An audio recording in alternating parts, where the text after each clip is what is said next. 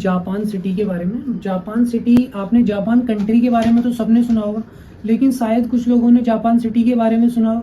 देखिए, अभी रिसेंटली एक अनाउंसमेंट हुई है कि गवर्नमेंट ऑफ उत्तर प्रदेश क्या करने जा रही है कि आपका एक जापान सिटी, जो आपका क्या है कि Yamuna expressway industrial development authority के पास में जो ये डेवलपमेंट है नोएडा में, आपका वहाँ पे क्या है कि एक जापान सिटी 500 एकड़ में क्या है कि स्थापित की जाएगी, और जिसका जो सेक्टर 5A में होगी, और जिसका पर्पस क्या होगा कि आपका इंडस्ट्रियल, रेजिडेंशियल, कॉमर्शियल स्पेसेस और को जापानीज कंपनीज को क्या है बेसिकली उनको क्या है कि एक घर जैसा इन्वायरमेंट प्रोवाइड करना, जिससे क्या है कि वो R&D पे फोकस कर सके, वहाँ पे उनके रेजिडेंशियल भी हो, मतलब वहाँ पे आपका क्या है कि वो इमिग्रेट करके अपने जापान से लोगों को ला सकें, और वहाँ पे क्या है कि इंडस्ट्रियल डेवलपमेंट हो, वहाँ पे रिसर्च हो, वहाँ पे अलग अलग चीज़ें हो। तो इस तरीके से चीज़ें हैं। बाकी देखिए क्या है कि जो आपका इसका फोकस किस पे होगा, जो हाई टेक्नोलॉजी क्लस्टर्स पे इसका मेन फोकस होगा। भाई हम बात करें आर्टिफिशियल इंटेलिजेंस की, हम बात करें रोबोटिक्स की, हम बात करें ग्रीन एनर्जी की, आज के टाइम में रिन्यूएबल एनर्जी की हम बात करें, उसका मेन फोकस इन सब चीज़ों पे होगा। देखिए, अब हम बात करते हैं जापान के बारे में। जापान जिसको कहा जाता है land of rising sun, land of rising sun की भाई आपका जो सूर्य उदय होता है वो जापान की धरती से होता है। इसका ग्रुप ऑफ आइलैंड्स भी बोला जाता है। भाई वहाँ पे 4 मेन आइलैंड हैं, जिनमें हम बात करें कि आपका होन्शु, होकाइडो, इसके अलावा क्यूशु और शिकोग्यो जो आइलैंड है, वहाँ पे क्या है कि आपका मेन आइलैंड है।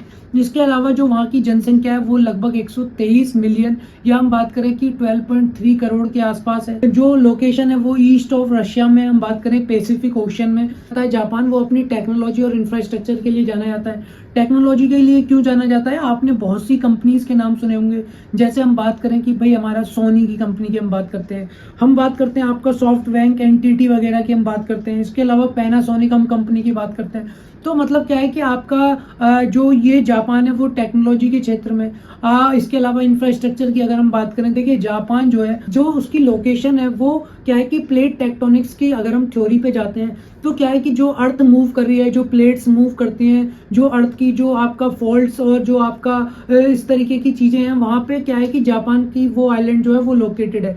मतलब मैक्सिमम अर्थक्वेक, मैक्सिमम मैग्नीट्यूड्स के अर्थक्वेक जापान पर आते रहते हैं। इसके अलावा देखिए, जैसे अगर हम इंडिया की बात करें कि 4.5, 5, 6 मैग्नीट्यूड, मैक्सिमम 6 है। इसके अलावा अगर 7 मैग्नीट्यूड का अर्थक्वेक आता है तो काफी ज्यादा डिजास्टर यहाँ पे होने के चांसेस हैं, क्योंकि बिल्डिंग डिजास्टर प्रोन नहीं है, अर्थक्वेक प्रोन नहीं है। लेकिन अगर हम जापान की बात करें, वहाँ पे 7, 7.1, 7.5 ये इस तरीके के जो मैग्नीट्यूड्स के अर्थक्वेक हैं वो वहाँ पे कॉमन है, और वहाँ पे किसी भी तरीके का इंफ्रास्ट्रक्चर, किसी भी तरीके की लाइफ का लॉस नहीं होता है, और चीजें वहाँ पे नॉर्मल वे में चलती रहती हैं। तो इस तरीके से चीजें।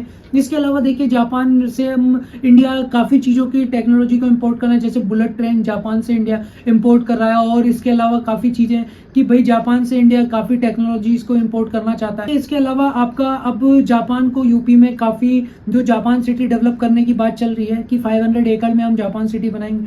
अगर इस तरीके से जापान सिटी बनती है तो काफी वो लोगों के लिए अट्रैक्शन का माहौल क्रिएट करेगी, उसके लिए इन्वेस्टमेंट का माहौल क्रिएट करेगी, काफी कंपनीज के लिए, वहाँ के लोगों के लिए, मतलब इंडिया को एक टूरिज्म डेस्टिनेशन की तरह भी बात करें कि भाई जापान जो है वो बौद्धिज्म जो रिलीजन है वहाँ पे मेन जो फॉलो किया जाता है वो बुद्ध रिलीजन को फॉलो किया जाता है। तो यूपी में काफी बुद्धिज्म, आपका बुद्धिस्ट सर्किट भी है। जैसे हम बात करें कुशीनगर की, हम बात करें श्रावस्ती, कपिलवस्तु, उसके अलावा कौशाम्बी, तो ये सब जो है आपका। इसके अलावा क्या है कि देखिए, अभी सारनाथ को यूनेस्को वर्ल्ड हेरिटेज जो आपका हम साइट है, उसके जो सारनाथ वाराणसी में यूपी के, उसको उसमें इंक्लूड किया गया है। तो इस तरीके से चीजें। तो वहाँ के डेलीगेशंस को क्या है कि आगरा होते हुए बुद्धिस्ट सर्किट वगैरह घुमाने की भी है कि भाई आपका इससे क्या है कि आपका टूरिज्म, जो आपका रिलीजन टूरिज्म है, रिलीजियस टूरिज्म है, वो भी इस तरीके से उदय होगा और आपका चीजें इंक्रीज करेंगी।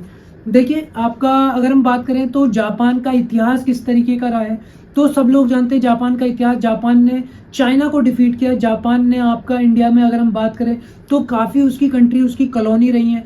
तो अगर जब ये हिरोशिमा नागासाकी पर जो आपका यूएसए ने जब एटॉमिक बॉम्ब वगैरह डाले थे, तो उससे पहले का जापान और उसके बाद के जापान में काफ़ी डिफरेंस आ गया। तो उससे पहले के जापान की बात करें तो मतलब वो इस तरीके का जापान था कि वो ब्रिटेन और यूएसए सब पर हावी था, और उसके अलावा क्या है कि उसकी टेक्नोलॉजी, उसके लोगों का जोश, उसके लोगों का जापान के लिए आपका क्या है कि कुछ करने की जो इच्छा है वो इस तरीके से थी। बाकी इंडियन नेशनल आर्मी जो हमारे सुभाष चंद्र बोस जी के द्वारा स्टार्ट की गई थी, वो वो भी जापान वगैरह से आपका उनको सपोर्ट मिलके जापान से ही वहाँ से शुरुआत की गई थी। तो इतिहास का भी हमारा यहाँ पे जापान का काफ़ी लंबा गठजोड़ है। लेकिन अगर हम बात करें टूरिस्ट की या वहाँ के लोगों का इंडिया में रहना या इंडिया के लोगों का जापान जाना, तो वो काफ़ी कम है। आज की तारीख में वो इतना नहीं है। लेकिन जापान के साथ समस्या है, अब देखिए क्या है कि वहाँ पे एजिंग पॉपुलेशन की समस्या है कि भाई वहाँ पे जो लोगों की जो मैक्सिमम वो क्या है कि आपका नई जो यूथफुल पॉपुलेशन है वो काफ़ी कम है। इस वजह से क्या है जो कंजम्पशन इकोनॉमी है वो काफ़ी डिक्लाइनिंग है। इस वजह से क्या है कि वहाँ की जीडीपी का गिरना, जीडीपी धीरे धीरे घटना, क्योंकि क्या है कि लोग कंज्यूम कम करते हैं, तो उससे क्या है कि जीडीपी अपने आप में धीरे धीरे आपका प्रोडक्शन कम होगा, कंजम्पशन कम होगा, इस तरीके से जीडीपी डिक्लाइन जाएगी।